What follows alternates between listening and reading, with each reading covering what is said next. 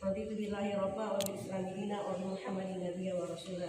Ibu-ibu Majelis Taklim Fastabiqul Khairat yang Assalamualaikum Kota Indreka yang kami muliakan. Pada pertemuan kelima ini alhamdulillah kita berhasil mengumpul 6 orang dan itu sudah luar biasa.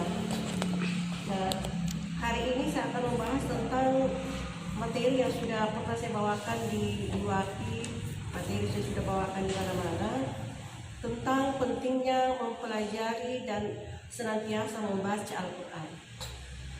Nabi bersabda, "Naumu buyutakum bi tilawatil Quran." Sudah biasa kita dengar juga, tapi tidak apa-apa kita ulang. Bahwa Nabi mengatakan, hiasilah rumah kalian dengan senantiasa membaca Al-Quran. Jadi Nabi itu sebenarnya tidak menyuruh kita untuk menghiasi rumah kita dengan perabot yang mewah, dengan sofa yang cantik. Tapi bukan berarti bahwa kita tidak boleh memiliki perabot yang mewah. Tetapi itu bukan tujuan utama dari hidup kita. Jadi tujuan utama hidup kita itu adalah mengabdi. Nah, kita membaca Al-Quran itu sebenarnya untuk membangun spirit dalam kehidupan kita, dan kita bisa memahami isi kandungannya sehingga setelah kita mampu membaca kita dapat mengamalkannya. Nah, kemudian saya singkat-singkat aja ya. Kenapa di rumah kita itu terkadang terjadi kegaduhan, kita tidak merasa tenang, tidak merasa adem di rumah? Itu mungkin karena kita tidak menghiasi atau kurang menghiasi rumah kita dengan selalu membaca Al-Quran. Jadi luar biasa pengalaman-pengalaman atau hikmah-hikmah daripada kita senantiasa membaca Al-Quran. Nah, salah satunya yang pertama adalah rumah kita itu akan artinya Al-Quran itu adalah tameng. Al-Quran itu menjadi penghalang terhadap sesuatu yang buruk untuk rumah kita. Nah, karena dia melihat ada sesuatu yang sulit dia tembus ketika dia mau melangkah ke rumah kita, misalnya kan begitu. Misalnya pencuri itu akan melihat rumah kita itu seperti lautan. Kenapa? Karena mungkin kita senantiasa hiasi rumah kita dengan baca Al-Quran. Nah, itu yang pertama ya. Dan banyak contoh-contoh yang lain. Kemudian yang kedua, bahwa rumah-rumah kita ini ya, misalnya kita ini rumah kita ini seperti waktu kita masih kecil ya dulu, masih ingat waktu kita masih kecil toh, pakai lampu balik setiap habis maghrib mengaji. Ya boleh masumbajan, maghrib boleh masih pas ada barang untuk mengaji aku bulan, aku akan dua di mana deh, ya toh, lepas kita dong. Mengaji kita deh, itu psikolog pun boleh ya. Iya. Jadi begitu luar biasa kalau misalnya kita budayakan kembali membaca Al-Quran seperti dulu-dulu, itu kampung kita akan bercahaya. Nah, seperti di Lekong itu dulu ya, kita kan keluarga Lekong ya, itu dikatakan Serambi Bekal karena memang generasinya itu adalah generasi Quran, nggak sampai turun-temurun. Nah, kemudian yang selanjutnya adalah dikatakan di sini, Iqra'il Quran fa innahu ya'ti biyaumil qiyamah syafi'atun li ahmad. Jadi bacalah Al-Quran karena sesungguhnya Al-Quran itu akan datang pada hari kiamat dan akan memberikan syafaat kepada kita, ya teman kita. Nah, kalau kita selalu baca, dia akan menjadi penolong kita. Nah, demikian juga bahwa man ta'allama al-Qur'an wa 'allamahu. Barang siapa yang mengajar, barang siapa yang mempelajari Al-Quran dan kemudian mengajarkannya, maka itu juga akan menjadi syafaat bagi kita. Jadi kita harap pada kita semuanya bahwa jangan kita tinggalkan untuk tidak membaca Al-Quran dalam satu hari. Terserah kita, waktu kita setiap kali sholat atau mungkin sedang kita menunggu jualan, menunggu pembeli, kita membaca Al-Quran. Ibu makan saja sementara menjual nasi kuning, kita baca lagi Al-Quran. Atau sebelum pergi ke ke lampu merah, ya baca lagi Al-Quran supaya barokah apa yang kita usahakan ya. Nah, jadi akan kita mendapatkan barokah dari apa yang kita usahakan. Seperti perkataan Ali bin Abi Thalib bahwa barang siapa yang membaca Al-Quran dalam sholat, maka dia akan mendapatkan 50 kebaikan dalam setiap hurufnya yang dibaca. Kemudian barang siapa membaca Al-Quran di luar sholat dalam keadaan berwudu, maka akan mendapatkan 25 kebaikan dari setiap hurufnya. Dan apabila kita membaca Al-Quran tanpa wudu, maka kita akan mendapatkan 10 kebaikan dari setiap hurufnya. Nah, kemudian yang selanjutnya adalah Al-Quran itu seperti hadis Nabi, man ja'ala al-Qur'ana imaman hadahu 'alal jannah wa man ja'ala al-Qur'ana khalfahu. Siapa yang menjadikan Al-Quran itu sebagai imamnya atau pedomannya, atau dia menjadikan Al-Quran itu sebagai petunjuknya, maka Al-Quran akan mendorong kita masuk ke surga. Sementara kalau kita punya Al-Quran tapi kita pajang saja di jendela, kita pajang saja di lemari, kita tidak membacanya, maka boleh jadi Al-Quran itu akan mendorong kita masuk neraka. Nah, oleh karena itu ya mari kita senantiasa berusaha untuk membaca Al-Quran. Doa dari kokuat, apa sih? Ya nama baca Quran enggak nama waktu. Kalau saya berzikir ambil waktu. Padahal justru kalau kita senantiasa berusaha menyempatkan diri kita sesibuk apapun untuk membaca Al-Quran, barang 1 lembar, 2 lembar, atau berapa ayat saja, atau berzikir, maka justru kita akan memiliki banyak waktu untuk menyelesaikan semua tugas-tugas kita. Nah, sehingga akan memudahkan urusan kita, akan menyelesaikan urusan kita, akan menjadi solusi terhadap masalah yang kita hadapi. Tapi kalau misalnya kita mengatakan bahwa ini adalah waktu ketika Allah telah penjamalah di rumahku, Allah telah menasuni, boleh jadi nanti justru kita akan senantiasa kehabisan waktu dan kita tidak mungkin bisa menyelesaikan urusan-urusan kita. Kan begitu ya? Biasa itu tidak jelas ya. Lo pura cak kurang waktu. Itu karena kita beranggapan bahwa ini adalah waktu dibaca Quran. Padahal justru kalau kita senantiasa membaca Quran, itu akan memudahkan urusan kita. Nah, begitu ya. Nah, kemudian Al-Quran itu adalah syifa'un. Quran itu adalah penawar atau obat. Wa nunazzilu minal Qur'ani ma huwa syifa. Dan kami menurunkan Al-Quran sebagai obat. Jadi coba misalnya sementara kita mengaji ya, balai masalah sejadah, taruh ayat di situ. Nah, ketika kita berzikir, taruh ayat 1 botol tapi dibuka.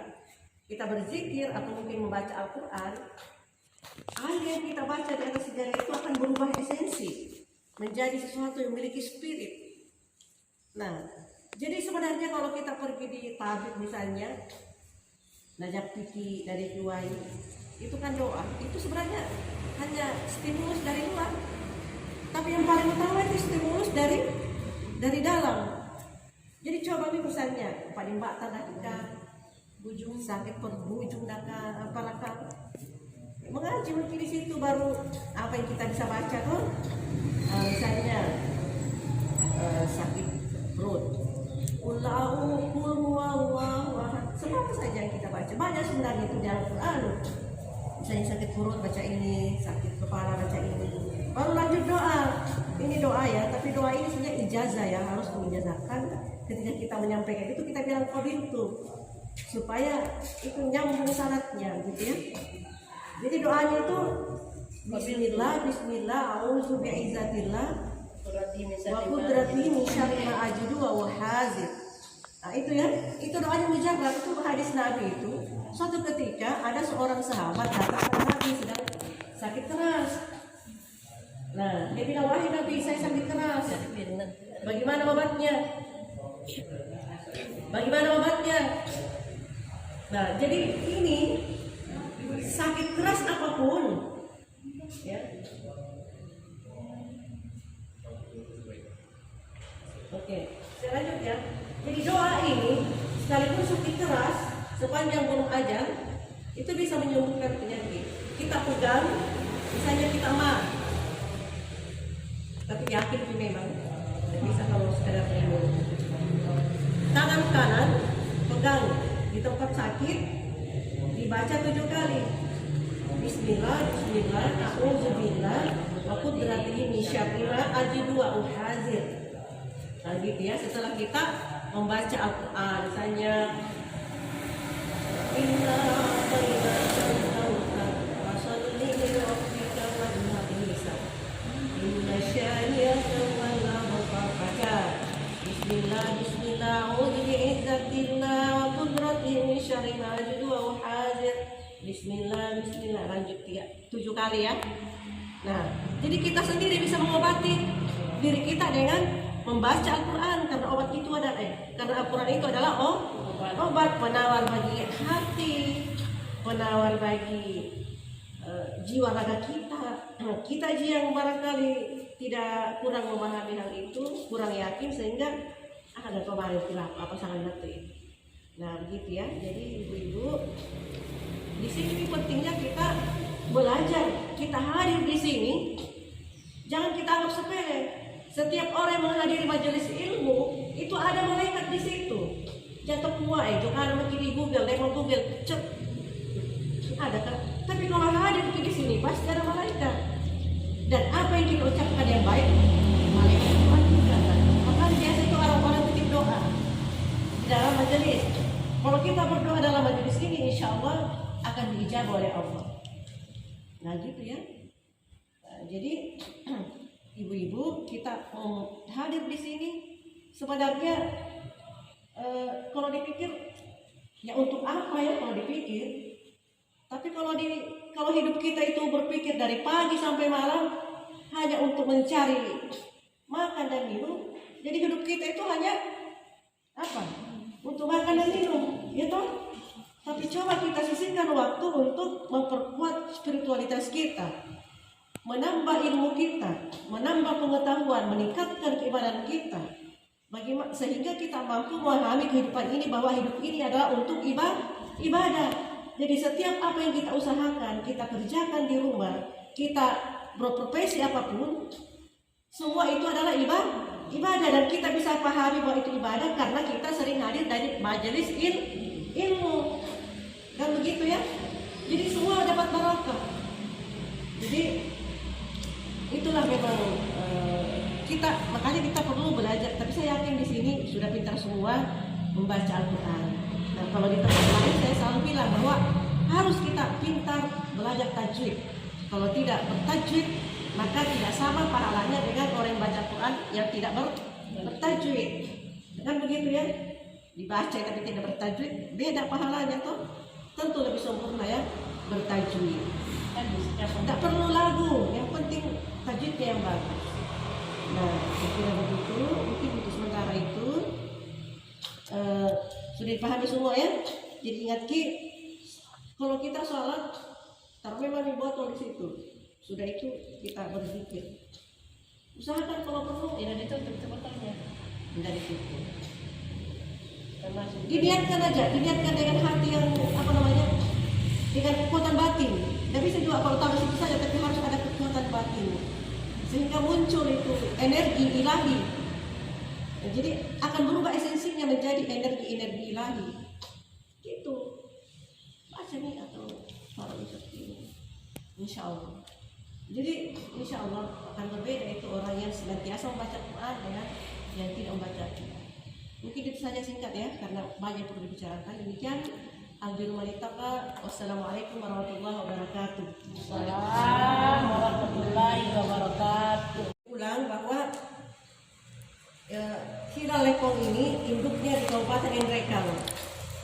Itu pernah dulu kita mewacanakan bahwa kita akan membentuk hilal di seluruh Indonesia yang ada orang lekong di situ. Di sini hilal Kota Nrekang. Nah akhirnya hilal itu dibawahi oleh yayasan, tapi yang sepakat itu yayasan Tufik Tiruan ya. Nah ini membawahi salah satunya hilal, membawahi portal, membawahi patmal, membawahi KPML dan sebagainya. Pernah dulu saya wacanakan bahwa sebelum COVID bahwa nanti Hilal ini akan menembeng acara di reuni akbar untuk mengadakan lomba menghafal Al-Quran buat ibu-ibu majelis taklim. Ibu-ibu majelis taklim itu dari Uni, para malua, rektor, dan mereka sudah menghafal dulu, sudah pernah menghafal. Karena saya bunyi dulu. Dengan dari sini pernah menghafal dulu? Tapi kan gimana nih? Nah itu. Dulu kan gara-gara COVID kan berhenti. Yang film apa? Nah, terus tapi yang direkrut tahu apa dulu seperti Rasmi Ramatia Nundung yang surat kemarin. Saya macanakan bahwa kita akan lomba dan nanti ya hadiahnya oleh Hilal. Itu pernah ya dulu. Dan sekarang begini, ibu-ibu sekalian, ini apa namanya? Kita rencana ini kalau misalnya Sambil itu kita sudah bicara.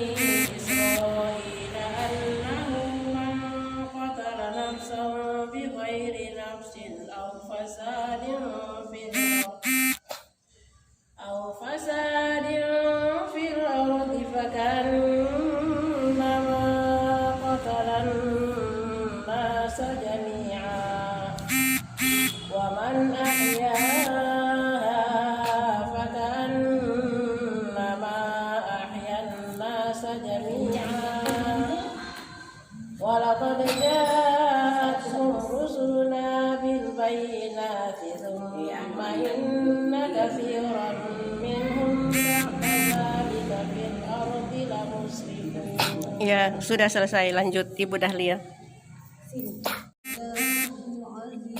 Iya, sudah. Lanjut Mama kembali.